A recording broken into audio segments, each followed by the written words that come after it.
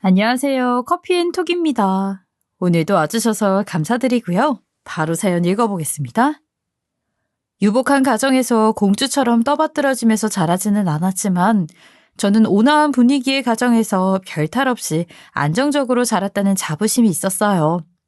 친구들 중에 아무리 평범해도 아버지가 한 번쯤 사업에 실패하시거나 엄마가 아프시는 등 풍파 한 번쯤 겪지 않은 경우가 없던데 저는 지루할 정도로 아무 일도 없이 매일매일 걱정 없이 평탄했던 어린 시절을 겪으며 자라왔죠. 어릴 때는 잘 몰랐는데 다 자라고 나니 그게 얼마나 큰 복인지 알게 됐어요. 특히 남편을 만나고 나서는요. 어릴 적 아침에 눈을 뜨고 방문을 열고 거실로 나가면 저희 집에선 늘 같은 풍경이 연출됐어요. 아빠는 거실에서 신문을 읽고 계셨고 엄마는 아침 준비를 하시거나 아침 준비를 다 마치신 날은 커피를 마시며 아빠 옆에서 책을 읽고 계셨죠. 거실에는 TV 대신 책장과 커다란 책상이 놓여 있어서 늘 그곳에서 책을 보고 공부를 하면서 세 가족은 하루를 보냈어요. 아침 7시도 안 됐는데 모두 기상을 해서 말이죠. 집안 풍경뿐만이 아니었어요. 아빠와 엄마는 완벽하게 매일같이 루틴을 반복하며 조금도 허투루 낭비되는 시간 없이 정갈하게 하루하루를 지내셨어요. 심지어 아빠는 직장도 30년 넘게 꾸준히 한 곳만 다니셨죠. 평사원에서 이사까지요. 남들은 1년이 멀다 하는 이직도 한 번 안 하셨고 돌아가시기 전까지 이사로 지내시면서 실무는 안 해도 임원으로서 소임을 다하셨어요. 그야말로 회사에 뼈를 묻으신 분이죠. 이런 늙은이를 끝까지 안 내치고 받아준 회사다. 내가 할 수 있는 건 다 쏟아내고 나와야 마음 편히 이번 생을 마감할 수 있지 않겠니? 다른 회사에서 고문으로 스카우트 제의가 들어왔을 때도 친구분이 퇴직금 받아 사업을 같이 하자고 제안하셨을 때도 아버지는 한결같이 고개를 저으셨어요.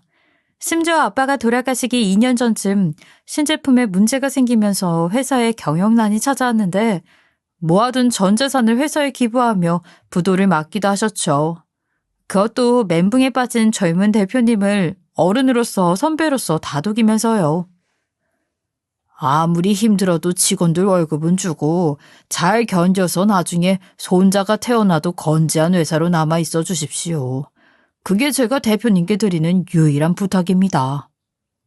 덕분에 회사는 급한 불을 끌 수 있었지만 옆에서 지켜보는 저는 정말 답답하기만 했어요. 어떻게 회사에 몸 바쳐 평생 모은 돈을 다시 회사에 갖다 바칠 수 있는지 이해가 되지 않았죠. 하지만 엄마는 그런 아빠를 무한히 존경하고 계셨어요. 너희 아빠 같은 사람 없다. 너도 늘 한결같은 사람을 골라. 그래야 인생이 평탄해져. 아무리 시대가 바뀌었어도 여자 팔자 뒤흉박인 거 아직은 어느 정도 유효하잖니? 난 너희 아버지 덕분에 큰 걱정 없이 살았는데 너는 어떨지 걱정이구나. 딸이니 엄마 팔자를 닮으면 좋으련만. 엄마는 엄마 인생이 무난했던 공을 아빠에게 돌렸지만 사실 엄마도 아빠 못지않게 한평생을 성실하게 산 분이셨어요. 제가 초등학교 졸업할 때까지는 중학교에서 국어를 가르치셨고 제 공부를 봐주신다며 퇴직하셔서 돌아가시기 몇 년 전까지 낮 시간에 주민센터에서 외국인 노동자들에게 한국어를 가르치는 봉사활동을 하셨죠. 저는 살면서 한 번도 엄마가 머리를 흐트러뜨리고 집에 널브러져 있거나 살이 쪄서 걱정하는 모습을 본 적이 없어요. 엄마는 늘 언제나 조금의 부족함이나 과함이 없이 선을 지키는 분이셨죠. 그런 엄마 아빠 밑에서 무남 동료로 자란 저 역시 성실함 하나는 제대로 물려받았던 것 같아요. 눈부시게 반짝거리는 아이는 아니었어도 늘 위태롭지 않고 안정적인 성적과 멘토를 유지하며 학창시절을 보냈고 무난하게 명문대에 입학해 무난하게 졸업하고 대기업에 취업할 수 있었으니까요. 교직 이수가 되는 전공이라 엄마처럼 교사가 되어볼까도 생각했지만 외동이어서 그런지 아이들을 많이 낳고 싶더라고요. 그러려면 교단에 서는 것보다는 회사에 다니는 게 덜 부담될 것 같아 입사를 선택하게 됐어요. 엄마 아빠처럼 욕심 없이 무난한 인생을 택한 것이죠. 저 결혼하고 싶은 사람이 생겼어요. 우연히 모임에 나갔다가 알게 됐는데 여러 가지로 잘 맞아서 1년 정도 만났어요. 그런데 그 사람이 결혼하자고 하네. 나도 그러고 싶고. 그래도 되죠? 물론 그 전에 보여드려야죠. 언제 데려올까요?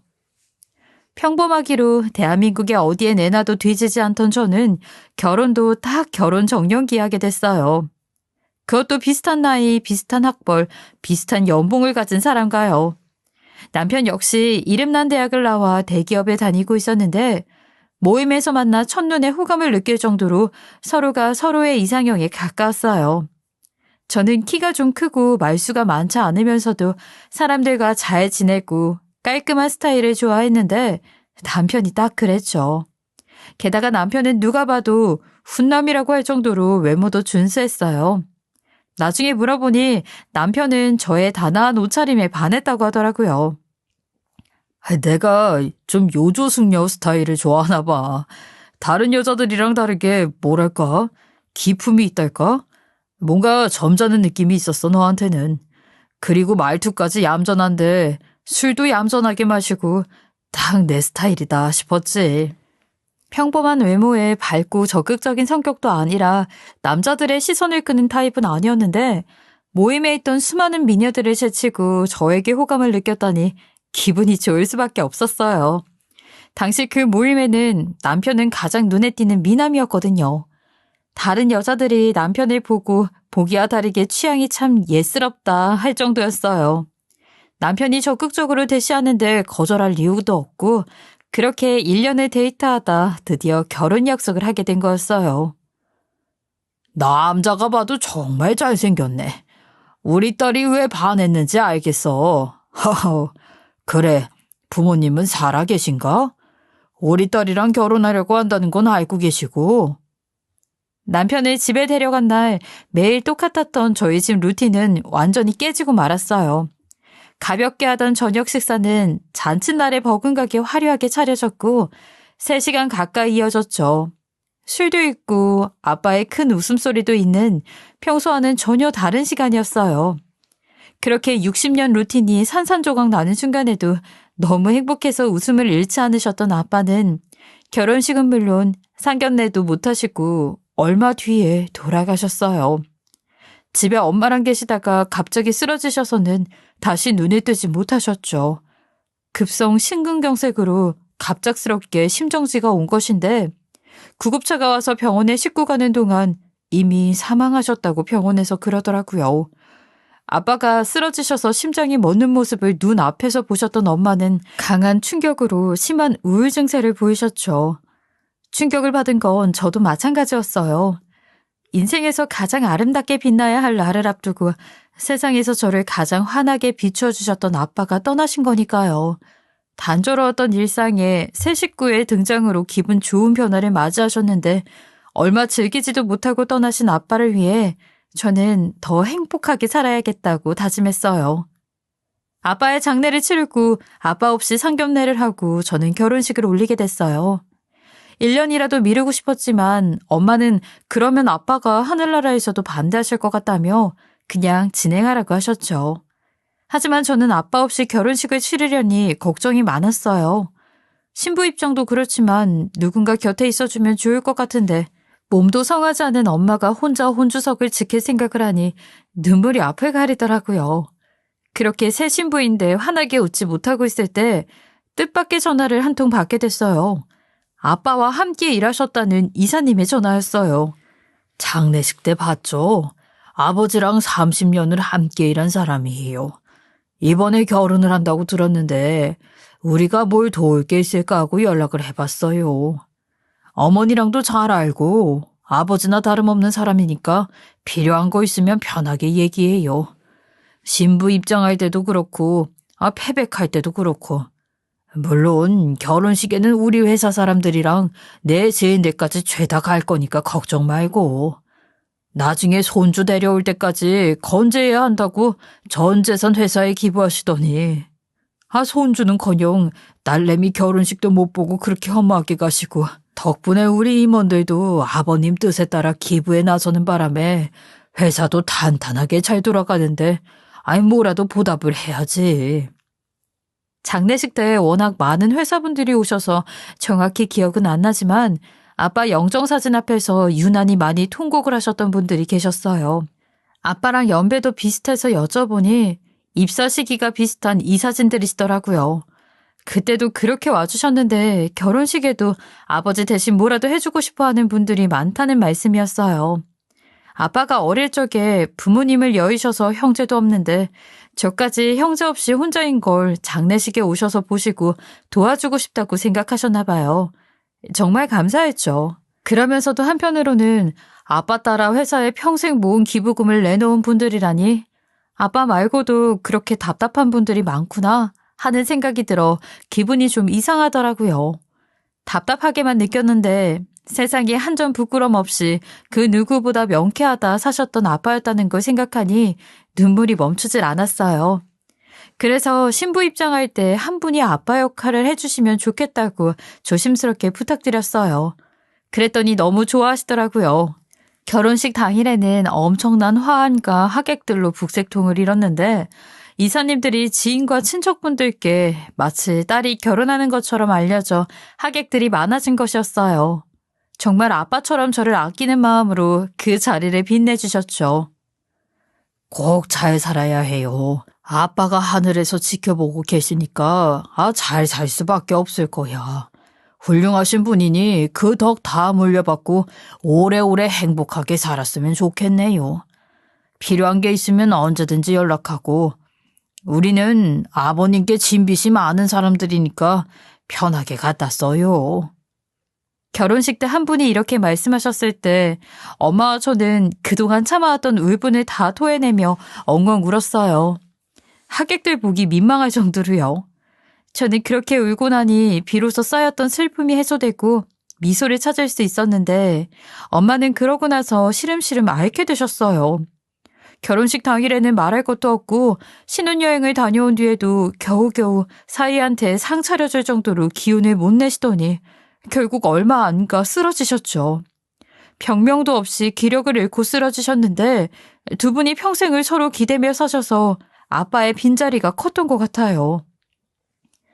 아빠 그렇게 허무하게 돌아가시고 매일매일 나도 데려가지 하면서 살았어.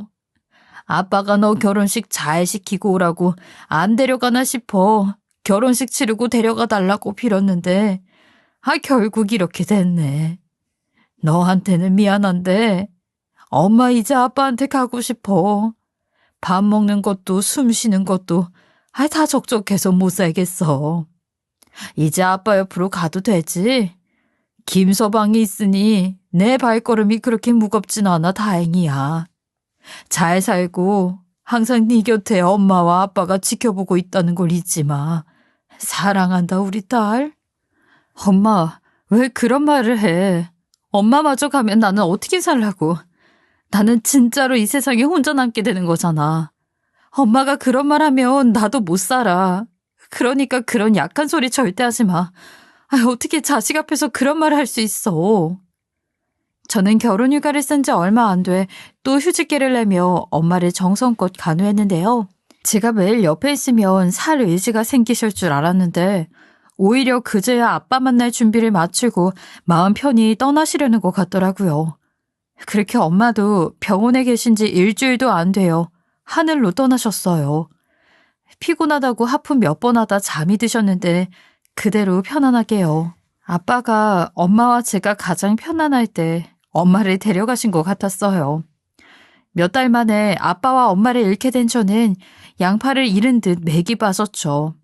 남편이 있어 기댈 수 있었지만 한쪽이 허한 마음은 채울 길이 없었어요. 엄마의 장례 역시 아빠 회사 이사님들이 성심성의껏 도와주셔서 잘 치를 수 있었어요. 이렇게 3번의 큰일을 겪을 때마다 그분들이 나타나 주시니 마치 수호천사처럼 든든했어요. 그런데 엄마의 장례를 치르던 둘째 날 밤 모르는 번호로 계속 전화가 오더라고요. 누가 소식을 듣고 연락했나 싶어 전화를 받았는데 전화기 너머로 들려온 목소리는 정말 충격적이었어요. 예. 너는 왜 그렇게 전화를 안 받니? 시어머니 전화번호도 모르니? 아들놈이 어미 전화를 피하니까 이제 며느리까지 전화를 안 받네. 참나. 아이고 내 팔자야. 아들 복 없는 년이 며느리 복은 있을 리가 없지. 암튼 너 어머니 돌아가셨다며. 내가 지금 거기 가볼라니까 어딘지 주소 대. 택시 잡고 있으니까 빨리. 술에 잔뜩 취한 나이든 여자의 목소리였어요. 시어머니였죠. 무슨 이유인지 남편이 시어머니의 전화를 피하고 있었고 묻지 않아도 대충 상황을 짐작할 수 있었어요. 제가 시어머니를 처음 본 건 결혼 전 상견례 자리에서였어요.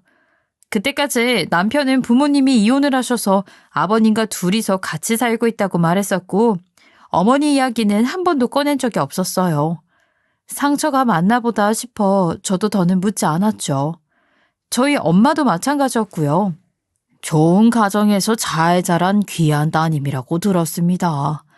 저희 아들은 제가 한다고 하면서 키웠어도 늘 부족한 게 많았을 거예요. 무뚝뚝한 아버지가 무슨 도움이 됐었겠습니까? 살가운 엄마가 옆에 있어야 하는데 그걸 못해줘서 제 가슴 한편에 항상 대못이 박혀 있어요. 그래도 혼자서 잘 커준 아들입니다. 부족하지만 예쁘게 좀 봐주시길 부탁드립니다. 점잖으신 시아버지의 겸손의 말씀에 엄마는 살짝 눈물까지 보이셨죠. 엄마 없이 자랐을 남편 생각에 저도 마음이 아프고 더 잘해야 하겠다는 생각이 컸어요. 그런데 상견례 중 남편이 전화를 받으러 잠깐 나가더니 들어오지를 않는 거예요. 어른들이 너무 오래 어색하게 기다리신다 싶어 제가 나가서 남편을 찾았죠. 그랬더니 한식당 주차장에서 누군가 이야기를 하면서 고래고래 소리를 지르고 있더라고요. 여기가 어디라고? 미쳤어요? 대체 어떻게 알고 여기로 온 거야? 나 죽는 꼴 보고 싶어서 그래요? 당장 가요. 이제 와서 염치 없이 엄마 행세하려고 하지 말고.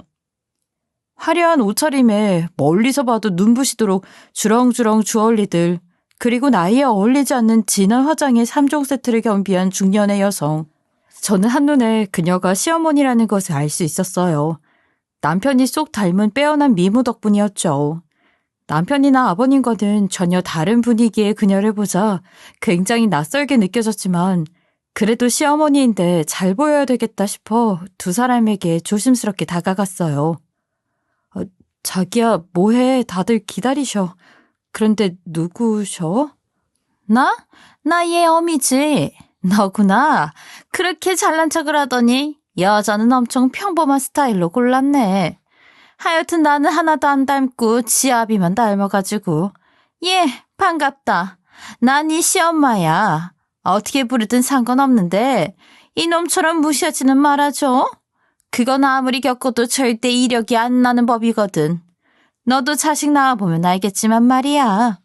그러더니 시어머니는 새빨간 매니큐어를 바른 손을 내밀어 악수를 청했어요. 순간 진한 향수 냄새가 훅 하고 밀려왔죠. 남편은 제 앞에서 바람 피우다가 들킨 사람처럼 몸둘 바를 모르고 당황했는데 어머니를 보자 왜 그랬는지 조금은 알 것 같았어요. 처음 뵙겠습니다, 어머님. 제가 먼저 찾아뵙고 인사드려야 하는 건데 이렇게 뵙네요. 어머니도 들어가시죠. 아버님이랑 저희 엄마가 어색하게 계실 거예요. 빨리 들어가 보는 게 좋을 것 같은데. 무슨 소리야. 가면 어딜. 신경 쓰지 말고 얼른 들어가자. 엄마는 당장 가요. 다시는 찾아오지 말고 제발. 만약 아내까지 들어오면 정말 나 가만히 안 있어요. 아들 때문에 뉴스에 나오기 싫으면 당장 가라고요. 알겠어요? 남편의 그런 거친 모습을 처음 본 저는 놀랄 수밖에 없었고 어안이 벙벙한 채로 강하게 제 팔을 이끄는 남편의 힘에 못 이겨 식당 안으로 끌려 들어가고 있었어요. 잠깐 뒤돌아보니 어머니는 어이없다는 듯 헛웃음을 치면서 담배 한 대를 꺼내무시더라고요. 잠시 후 정신을 차리고 남편의 팔을 뿌리치며 저는 자초지종을 물었어요. 이거나 왜 이렇게 거칠어? 무슨 일이야? 어머니가 직접 찾아오신 거야? 어머니도 오실 수 있는 상황이었어? 그럼 두 분이 같이 오시지. 그리고 엄마한테 말버릇이 왜 그래? 자기 그런 사람이었어? 너무 놀라 제가 다그치자 남편은 다시 이성을 찾은 듯 순한 양이 되어 상황을 설명했어요. 말하자면 길어. 너는 상상도 못할 인간이야. 저 여자가... 암튼 어른들 기다리시니 일단 들어가자. 엄마 본 건 비밀로 해줘. 내가 이따가 다 설명해 줄게. 시어머니가 왔다는 사실을 부모님들께는 알리지 않은 채 저희는 서둘러 상견례를 마쳤고 남편은 저와 엄마를 데려다 주면서 저만 따로 불러 시어머니에 대한 이야기를 담담하게 털어놨어요. 남편의 말대로 저같이 평범한 부모를 둔 사람은 평생 이해 못할 강력한 분이셨죠. 저희 시어머니는요, 사연인즉슨 어머니는 시골에서 엄청 가난한 집 셋째 딸이었고 아버님은 그 지역 유지의 장남이어서 딱 한 번 손을 보고 결혼을 하셨대요. 아버님 성격이 워낙 무뚝뚝하신 데다 여자 보기를 돌같이 하셔서 나이가 들어도 장가를 못 가자 남편의 할아버지께서 특별히 동네에서 가장 예쁜 며느리를 선발해 장가를 보내주신 거였죠. 그렇게 어머니는 미모 하나로 소위 말하는 결혼 로또를 맞게 되었는데 당시 별명이 시골의 문이었다고 얼마나 예뻤는지 짐작이 가실 거예요. 안 그래도 자신의 미모를 잘 알고 있던 어머니는 동네에서 담장 너머로 연애 편지를 보내오던 서너 명의 사내들을 어장관리하고 있었는데 아버님 댁의 재력 이야기를 듣고는 뒤도 안 돌아보고 시집을 가신 거였어요. 그렇게 부잣집에 시집가 잘 살았으면 좋았는데 어장관리하던 습관을 못 버려 집안에 큰 소리가 잦아들 날이 없었다고 하죠. 내가 초등학교도 다니기 전이었는데 한 번은 멀쩡하게 양복 차림을 한 아저씨가 우리 집에 찾아왔어. 얼굴이 시커매가지고 머리를 곱게 넘겼는데 어린 내가 봐도 아빠하고는 많이 다른 모습이었지. 양복색도 화려하고 엄마 계시냐고 해서 엄마를 불러왔는데 그 아저씨를 보더니 엄마가 아연실색을 하면서 나한테 500원 쥐어주고 아빠한테 말하면 혼난다며 아저씨랑 나가버렸어. 그렇게 다저녁이 되어서도 돌아오질 않았는데 아빠가 퇴근을 해서 엄마 어디 가셨냐고 물으시는 거야.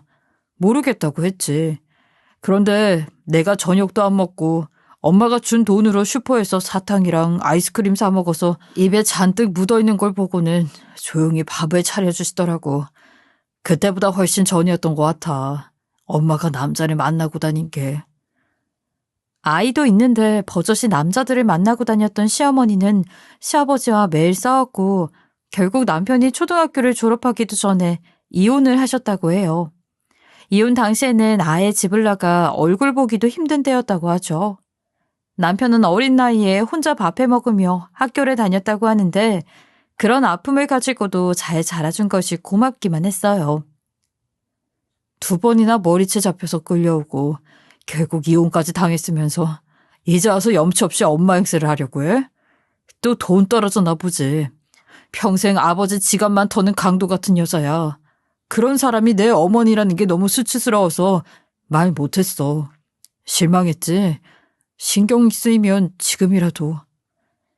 저는 대답 대신 남편을 꾹 안아줬어요. 멀쩡하게 보이는 모습 뒤로 얼마나 많은 상처를 안고 겨우겨우 버티고 서 있던 걸까 생각하니 마음이 아팠죠. 부모님이 상처의 근원이 될 수 있다는 걸 평생 상상조차 해보지 못하고 자란 저는 남편을 꼭 안아주면서 토닥거려주는 것만이 최선이라고 생각했어요. 단단한 척 스스로를 무장하고 살았던 남편은 그제서야 엄마가 500원을 쥐어주고 저녁 늦게까지 들어오지 않았던 그날의 어린아이로 돌아가 제 품 안에서 펑펑 울고 말았죠. 아이고, 생전에 얼굴도 못 뵀는데 어떻게 이렇게 뵙게 되는군요. 제 못난 아들 사위로 받아들여 주셔서 감사합니다. 부디 좋은 데 가서 편안히 잠드세요. 결국 시어머니는 장례식장에 들어왔고 엄마에게 절을 올리셨어요. 몸에 딱 붙는 새빨간 원피스를 입고 잔뜩 술에 취해서요. 어설프게 절을 올리는데 짧은 치마가 훌렁 올라가서 다 보일 것 같더라고요. 다행히 늦은 밤이라 보는 사람이 많지 않았는데 저랑 같이 밤을 새우던 한 이사님이 얼른 다가가 무릎 담요를 덮어드렸어요. 어머나 친절하셔라. 어딜 가나 나는 신사분들한테 인기가 좋아. 감사합니다. 그 와중에 처음 본 이사님께 콧소리까지 하시는 시어머니를 다행히 남편을 보지 못했어요. 마침 잠깐 밖에 회사 사람들이랑 이야기를 할 때여서 저 혼자 어머니를 맞이했죠. 그래서 여자는 나이가 들수록 남자가 있어야 하는 거다. 남자 품에 잠들어야 여자지. 억척스럽게 혼자 살아봤자 잘 먹고 잘 살 수 있을 것 같으냐? 네 엄마를 봐. 남자 없으니까 금방 병나시잖아. 아이고, 그 심정 내가 알지 누가 알아? 아이고, 사돈, 아이고. 남들이 듣건 말건 할 말 다 하는 새빨간 원피스에 시어머니를 마주하고 있자니 저절로 고개가 숙여지더라고요. 점잖은 아빠 회사분들이 많으셨는데 제가 다 부끄러워서요. 시어머니는 그 자리에서 한참을 떠들고 술을 드시더니 급기야 제게 핸드폰을 꺼내 남자 사진까지 보여주셨어요. 예. 이 남자가 괜찮니? 아니면 이 남자가 괜찮니? 한 남자는 띠동갑 오빠인데 돈이 많아. 생긴 건 이래도 벤츠 타고 다닌다. 그리고 다른 남자는 10살 연하. 잘생기고 매너도 좋고 돈은 없는데 뭐 젊으니까 열심히 벌겠지 뭐. 사돈 장례식에 와서 며느리에게 남자 사진을 보여주다니 저는 어떻게 리액션을 해야 할지 몰라 당황했어요. 아무리 자유로운 영혼이라 해도 장례식장에서 이렇게 예의 없이 구는 건 정말 아니다 싶었죠. 그래서 아무 반응을 못했더니 시어머니가 기분이 나빴는지 다짜고짜 화를 내시더라고요. 왜? 늙은 게 남자 얘기하니까 토 나오냐? 너도 아들놈이랑 같은 과야. 세트였어? 나도 너처럼 시집이나 갈라 그런다. 왜? 나는 시집도 가지 말란 법 있어? 여자는 무조건 남자 옆에 있어야 빛이 나는 거. 그때 남편이 들어와 엄마의 핸드폰을 낚아채며 어머니의 말을 막았어요. 어머니는 그런 남편을 보더니 배실시 웃어버리더라고요. 마치 띠동갑 오빠 10살 연하 남자들에게 하는 것처럼 교태를 부리셨죠. 미쳤어요? 여기가 어디라고? 대체 어떻게 알고 온 거예요? 옷차림은 그게 또... 취했어요? 일어나요. 택시 잡아줄 테니까 빨리 가요. 다시 우리 앞에 나타나면 그때 정말 가만 안 두... 그런데 남편의 말이 다 끝나기도 전에 시어머니는 그 자리에서 누워버리고 말았어요. 술이 너무 취해서 잠이 들어버린 거죠. 어머니를 잡아 끌던 남편은 포기하듯 팔을 놓았고 빨간 드레스를 입은 시어머니는 장례식장 한쪽 구석에서 코까지 드렁드렁 골면서 혼자 숙면에 취했어요. 덕분에 남편과 저는 심란한 마음으로 밤을 새워야 했죠. 다음날 아침 장례식 마지막 날이어서 발인을 하느라 아침 일찍부터 저와 남편, 이사님들이 바쁘게 움직였어요. 그러도록 시어머니는 코를 골며 잘 자고 있었죠. 그러거나 말거나 이제 정리를 마치고 화장장으로 떠나려는데 아빠 회사 대표님이 장례식장에 서류를 가지고 오셨어요. 서류 준비를 하느라 늦게 와서 미안하다며 저와 남편에게 서류 내용을 설명하셨죠. 생전에 아버님이 기부금을 내놓지 않으셨다면 지금 우리 회사가 과연 존재했을지 모르겠습니다. 아버님이 워낙 주변에 존경을 많이 받았던 분이라 다른 이사님들까지 솔선수범해 주셔서 회사가 살아날 수 있었어요. 그런 직원들과 함께 왔으니 제가 얼마나 복이 많은 사람입니까. 그래서 이사님들하고 상의해서 그 은혜를 갚기로 했어요. 아버님이 생전에 기부하신 금액을 이자까지 계산해서 돌려드리기로요. 회사의 성장에 혁혁한 공로를 세우신 것에 대해 회사가 보상금을 드리는 차원이라고 생각하면 되겠네요. 아무튼 여기 서류에 따님이 사인을 하고 입금 받으시면 됩니다. 정말 고개 숙여 감사의 말씀을 드립니다. 사장님의 말씀에 저와 남편은 당황해서 어쩔 줄을 모르고 있었어요. 그때 제 결혼식에서 신부 입장을 도와주신 이사님이 오셔서 통장을 하나 주시더라고요. 어머니가 돌아가시기 전에 집이랑 땅이랑 정리해달라고 부탁하셨어요. 그거랑 회사에서 돌려드리는 돈이랑 다 여기에 있어요. 아버지가 생전에 딸내미 시집가면 집은 꼭 해주고 싶다고 하셨는데 이걸로 사면 되겠네. 아빠의 엄마까지 한꺼번에 보내드리느라 고생 많았는데 앞으로 든든하게 살아요. 이게 대체 무슨 일인가 하고 받아들였는데 누군가 통장을 확 낚아채는 바람에 엄숙했던 분위기가 확 깨지고 말았어요. 돈 얘기에 어느새 잠에서 깨어난 시어머니였죠. 에? 이게 대체 얼마야? 잠깐만. 0이 하나, 둘, 셋, 넷, 8개? 10억? 엄마야, 대체 이게 무슨 돈벼락이니? 아유, 어머나 세상에. 술이 다 확 깨네. 그 모습을 본 남편은 본능적으로 어머니를 밀치고 통장을 빼앗았고 모든 사람들의 시선이 두 사람을 향했어요. 시어머니는 민망했는지 화장이 떡진 얼굴로 변명을 해나갔죠. 어머 얘, 뭘 그렇게 오바야. 요즘 뭐 아무나 통장 갖고 간다고 돈 내주니? 별 걱정을. 참나. 아유, 얘가 원래 좀 그래요. 지 아버지 닮아서 재미가 없어. 그럼 다들 고생하세요. 저는 이만. 그러면서 제 발로 사라지셨어요. 남아있는 사람들만 황당한 상황이었죠. 그렇게 장례를 마치고 집에 돌아와 저는 며칠을 알아누웠어요. 몇 달 새 너무 큰일을 줄줄이 치르느라 기력이 완전히 떨어져 있었죠. 누워있으면서 계속 회사를 쉬고 있으니 눈치도 보이고 이참에 회사를 그만두고 받은 통장으로 뭐라도 시작해볼까 하는 고민을 했었어요. 어차피 집은 아버님이 해주셨으니까 남편도 우리 노후를 위해 커피숍이나 빵집을 내는 것도 나쁘지 않을 것 같다며 찬성했죠. 그런데 그 돈에 대해서 저희 부부만큼이나 신중하게 고민을 하고 있던 사람이 있었나 보더라고요. 시어머니가 엄마를 보내드린 지 3일도 안 돼서 전화를 걸어오셨어요. 예, 나 이번에 재혼하기로 했다. 그때 내가 말한 10살 연하남 있지? 너도 기억할 거야. 너희도 자식인데 할 도리는 해야지. 친정엄마만 엄마냐? 시엄마도 엄마야. 엄마가 새 출발한다는데 돈 많은 딸이 가만히 있을 순 없지 않겠니? 첫 번째 시집은 이불 한 채만 들고 팔려가듯 갔다마는 두 번째는 나도 호텔에서 호사스럽게 할란다. 너만 호텔에서 결혼식 하니? 나도 할 거야. 그러니 네가 결혼식 비용 좀 보태라. 아예 책임지면 더 좋고. 얼마나 할래? 내가 네 사정 다 아는데 시원하게 썰 거지? 정말 어이가 없었어요. 남편이 왜 그렇게 어머니만 보면 두 얼굴을 하고 달려드는지 알겠더라고요.